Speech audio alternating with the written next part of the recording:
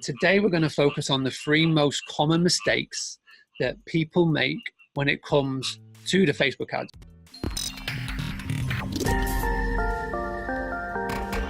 Ed Davies. Ed is one of the best people I know when it comes to hospitality and Facebook ads. Well, Ed predominantly works with pubs and restaurants. I'm just going to hand it over to Ed. He's going to talk you through it. He's going to show you it. All right, Ed, so the table is yours, my friend. Off you go. Cool, thanks, Mark. So first up, we've got making your advert look like an advert. But most small independent businesses, what you want to do is make your advert not look like an advert. So what do I mean by this? We're looking at Mise here, and they've got their advert for this knife. And you can see down here, they've got the shop now button, they've got the subtitle and the URL. For smaller independent businesses, you don't necessarily want to start with. It'd be better for you to, if we can just scroll up slightly, if you take away that shop bit, it now looks like just a normal post, and it's still eye-catching, it's still going to get you reading. So where I would be tempted to put the link is, instead of having a link here, actually have the URL up in the post. Yeah, it's something that I've noticed as well. And the whole point of an ad is, like Ed's saying here, is you don't want to make it look like an ad. The first thing is, obviously, it looks like an ad. Get the link up in the actual copy, not at the bottom. What's the second thing that we should be looking for, Ed? Second one, I'm so excited to share this because this really worked perfectly for me. It's a great ad. So it's from a company called Dead Happy. And what we're going to be talking about is the idea of the image is to get your attention. And this image instantly got my attention for all the right reasons. 1, what on earth's going on? And then 2, is telling me it's limited, 2 months free. I don't know what it is, but I want to buy it already. This is the kind of thing, the idea of the image here is to get your attention, and you go, right, I've stopped on this post. I'm now going to scroll up. I'm going to read the first line. That's all I'm going to read. I'm intrigued. I'm going to read the next line. And this is the basics of any copywriting course that you'll do. It's get their attention. The headline is to get them to read the next line.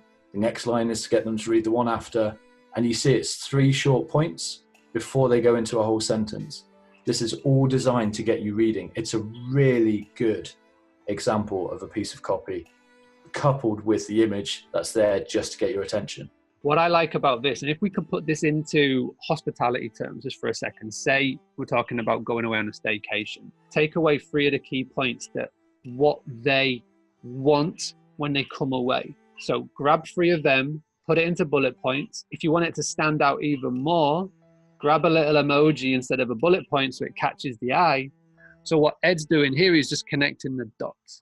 And this is a great example of how you can connect the dots to get an image that works. So next up, we're going to look at, once your ad's been running for a little bit, having a quick look at the data, and there's 2 numbers. I'll tell you what, I'm going to surprise you here. I'm going to give you 2 things that you should be looking at to give you an idea whether to keep running your ad or whether you should kill it. So let's jump over into my ads manager. So what I'm going to do is click over to the ads tab, and first thing we're looking at is, obviously, we're getting page likes, impressions, important one, cost per result. What I'm interested in next is this one here is the relevancy score. So the relevancy score is telling you how relevant is your advert to the people that are being shown it. So if it's really relevant, you get a score of 10. Facebook rewards me for doing a good advert to the right people. My relevancy score goes up. My cost per result goes down. The other thing is the frequency. When you first click on the ads tab, this is where you're going to be, and this black bar is on the left. And as I scroll to the right, we can see more and more columns coming up. Yeah. There isn't one called frequency. So I'm going to click on this tiny blue plus right on the end, and I'm going to add another column. And this will load a little pop-up. And all I want is frequency, and click apply. And now I can see a frequency column. So frequency literally means how frequently is your advert being seen by the same people. So basically, everyone's seen the advert once, that's fine. If it goes above 3, you want to start thinking about whether you should kill the advert, whether you should change up the copy or change the image just to keep it fresh, because what you're starting to do is saturate your audience. What you don't want is people clicking, hide this ad because it's annoying. That's going to bring your relevancy score down. It's going to bring your costs up. Now, you mentioned to me before the call, Ed, that you'd like to finish on something that you've been testing. Could you just quickly explain what that is and just share it a little bit and just how people can set it up and etc.?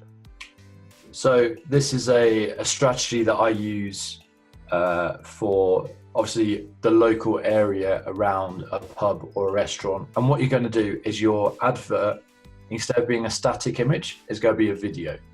And it's going to be between 30 and 60 seconds long. And what you're going to do is you're going to run that advert first for engagement. The idea is that Facebook will show it to as many people as possible that will watch as much of the video as possible. What you then do is come back into Facebook and you can create an audience of people that watched, let's say 50% of your video.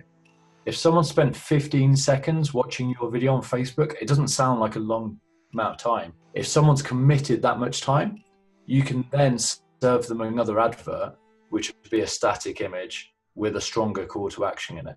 So it's almost like you're creating your own self-selecting audience. If they don't watch enough of the video, they won't see any more adverts. If they do watch enough, they've got enough interest, you're going to serve them another advert. What video would you use? It has to be eye-catching, same as we talked about with the images, and it has to be descriptive. So the text is really giving the benefits. It has to be subtitled. It doesn't have to be fancy. It really doesn't. It could be as simple, literally, as an image panning across or zooming out with some text that comes across. Then it goes into another image, more text comes across.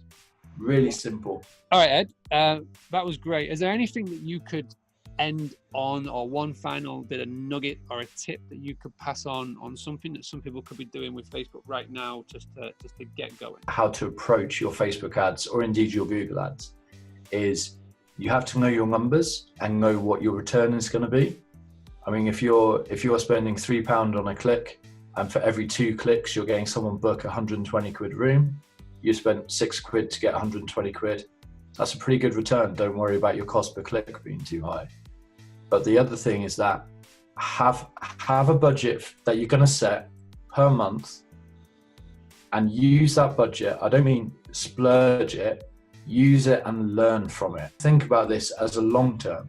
If you invest over 6 months continuously, you're going to be so much further ahead in 6 months' time. And if you do it once as a panic because nobody's booked in for Valentine's weekend or whatever. Ed, thank you so much for this. It's been really an eye-opener. Thank you very much. And thank you, everybody, for tuning in.